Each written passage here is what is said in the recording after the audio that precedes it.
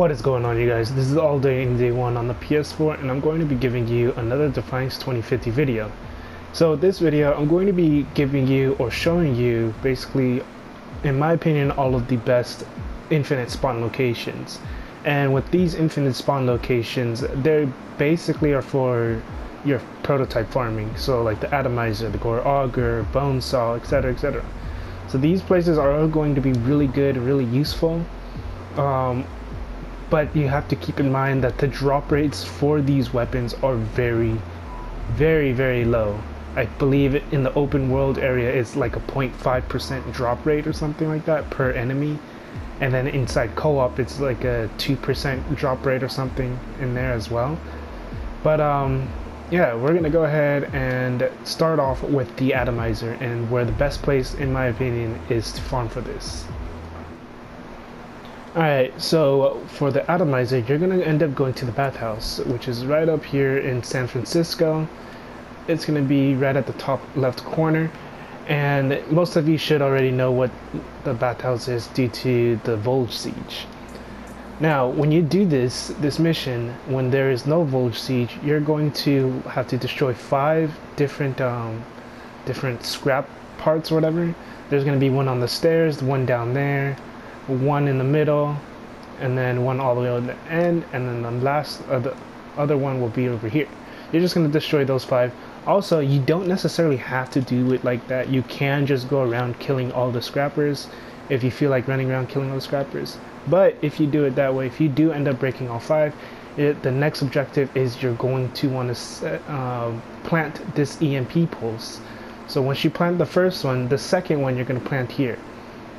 Now, when you do this, you can either let the scrappers destroy this EMP, because when they destroy it, it'll just keep it still, so that way the enemies will keep spawning all right there. About 5 or 6 scrappers, mongrel scrappers, will all spawn in one location. They'll all spawn right here. So having a detonator would probably be the most useful option. If you're a demolitionist, that would be great. And honestly, anything works. I would just say anything with explosives. So a rocket launcher or a detonator would definitely work. If you already have an Atomizer, then go for it and go for this spot, I guess. And then a helibot is going to spawn right here as well. So this is a pretty decent location to rank up your pursuit kills and whatnot. But the other option, so the last option is when you complete this EMP. If you decide not to let the scrappers destroy this one, and this one gets completed, the last EMP charge is going to be in the middle. So when you get to that one, when you get to the middle one, you're going to want the scrappers to destroy that one, because if they don't destroy it, it's going to complete the mission. So when they do destroy it, they're all going to spawn right here, or all the mongrels are going to spawn right there, and the helibot is going to spawn over there, and then Omnivolt is going to spawn up there. What's going to happen though is this EMP pulse is going to automatically kill the mongrels that come near you. So you can just stand literally right here, and they will just keep dying, and then the Omnivolt and the helibots will generally come up to you, and they'll end up getting killed as well from the EMP. Now you don't even have to worry about shooting at the enemies. You don't have to worry about doing any of that, because the drops, as long as you're within the area, you'll end up getting the drop. Now I'm gonna go ahead and show you how all of it works. So yeah, I'm gonna kind of fast forward it so you can kind of see a little bit of gameplay.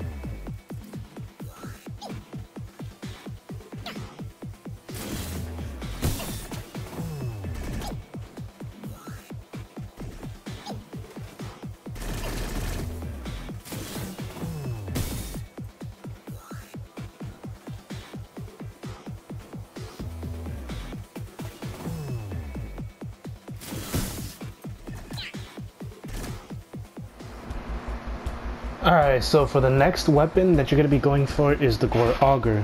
And the Gore Auger, in my opinion, is the best place to find at mine 98.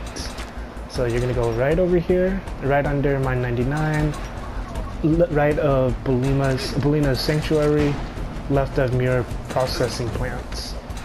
So what you're going to do is you're going to disable all the turrets, first of all. And then there's going to be two engineers that you're gonna end up rescuing, and you're going to end up letting you're gonna end up letting one or two of them die, drop down, and then when they do that, you're gonna end up doing spawn kills to the enemies right here. They're gonna spawn right over here from this door and this hatchet right there, pretty much. So I'm gonna go ahead and fast forward it so you can kind of see how it all works. But yeah, like I said, it's going to be at mine 98, and you do want to make sure you do rescue these two engineers while they're working on this. Make sure they do get killed though. If they don't get killed and they complete it, it's not going to work. So yeah.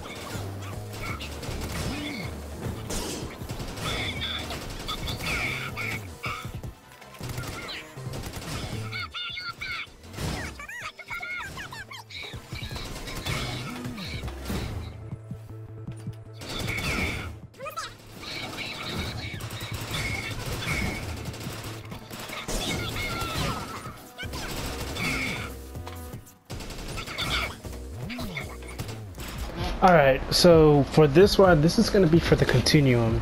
And the Continuum is a sniper that you can get from the dark matter. And the location I am currently at is the Alamo Park. So this is going to be one of the two locations I'm going to share with you for the Continuum.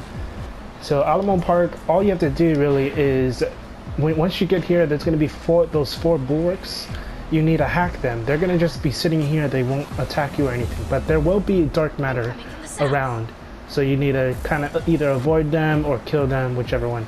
But there's going to be two at this tower, or one at this tower, and another at that one, and then two at that one. Or, you know, they're just going to be in each tower pretty much. And what you're going to do next is you're going to go and set up these consoles. As you can see, they are all broken, and they're broken for a reason. So once you set them up, you're going to then have the dark matter. They're going to spawn out from north, east, west, south. And you're going to have them spawn, and they're going to destroy each. They have to destroy each console, otherwise this won't work, and then you'll end up completing it. Once you do that, all you have to do is just make sure you either hit them or you kill them. It doesn't really matter, as long as they end up getting killed from the bulwark. You can end up getting loot from them. The loot isn't always guaranteed, but this is a good way of getting kills. It's a good way of like ranking up your kills with your pursuits or getting kills with your weapons, as well as having a chance on getting the Continuum. And yeah, I'm going to also show you the next area. Alright, so now for the other location for the Continuum farm, or the dark matter farm, is you're going to go to Sutro Tower. So Sutro Tower is right over here, right in between the fork and overpass. And once you go here, you're going to notice that there's going to be a lot of dark matter and turrets. So you have to make sure you do kill all the dark matter, as well as disabling all of the turrets. And then once you do that, you're going to end up turning on some system that will allow you to restart the generators to put the turrets onto your side. what you're going to do is you're going to make sure you only activate 2 out of the 3 generators. So 2 out of the 3 generators, and then you're going to leave the last one, so that way enemies will just keep on spawning. They'll just keep spawning, but the only thing is you do have to make sure you kill all of the dark matter enemies in order for them to keep respawning. Because if any of them are alive, then they just will stop respawning and it'll just kind of mess up the whole farming loop. For example, like this guy was the last one alive, and after I killed him, the others respawned. And yeah, that's pretty much it for the dark matter farm. So you have this one as well as, I forgot the other area, but yeah, you have these 2 spots that I think are pretty good. There is another spot where it has 3 or 4 vehicles that are all right next to each other, and the dark matter spawns out, but I don't know if that's just part of a mission. I don't remember exactly. I tried looking for it, but I couldn't find it. But yeah, now we're gonna go ahead and go on to the bone saw. Alright you guys, so the next area that we're gonna go to is going to be called Split Rock Mine. So Split Rock Mine is right in between Shandu's Consulate and the crater, right in the middle, right over here, in between the 2 roads. So when you come here, the first thing you're going to be doing is you're going to be deactivating all of the turrets. So there's 4 turrets, 2 on the outside, 2 on the inside. So one over there, 1 on the other side, 1 over here, and then 1 right here. You're going to deactivate all 4 of those, and then as soon as you do, you're going to end up, you have to go inside after you've cleared out all of the enemies. Once you go inside, you're going to rescue this engineer. And then once you rescue the engineer, as soon as he's coming upstairs, there's going to be a barrel right over here. I would highly recommend just using the barrel to kill him rather than using the enemies to kill him. Because once he comes up here, you shoot the barrel, he's going to be on fire, and then by the time he gets over here, he's going to drop down and you have to revive him. The thing is, you're not going to revive him, you're going to leave him there. And what you're going to do now is you're just going to be spawn killing the enemies. So there's going to be a bunch of enemies all over the place as soon as the engineer's up here. After you clear all those enemies, the spawn points for these enemies is they're going to spawn from, 2 of them are going to spawn from there, or I believe it's just 1 of them, and then the others are going to spawn from that door and that door. Another rocket launcher guy is going to spawn from up here, and then another one is going to spawn up there. So you're looking at maybe 10, 12 enemies all at one time. And they spawn very, very, very quick too. As soon as all of them are killed, another group of them will come out and spawn. And if you have a shotgun, I would highly recommend using that, since it is pretty easy to kill them with it. Generally it's a one-shot if you have corrosive on it, or if you have a scatter shot, but scatter shot would probably take a little longer to kill them. Also, if you need to, I would recommend using a guardian or combat medic, or have another person with you. Or if you're going solo, then probably use the invincibility glitch or shield glitch, so that way you're not going to drop down as fast, because as you can see, they do hit hard, and there are 3 or 4 rocket launchers that will hit you sometimes. And the raiders, just for some reason, raiders hit extremely hard. But yeah, that's pretty much it with this one. And now we're gonna end up going to the Venom Spitter, and hopefully you guys can get the bone saw and all the other prototypes that I'm showing. Alright, so for the Venom Spitter, it's gonna be a little different from the other ones because it's not necessarily like a constant infinite spawn. It still technically is an infinite spawn, but you're going to be completing the objective, you're going to be completing this whole entire mission, and then what you're going to be doing after is you're going to be leaving as soon as you complete it.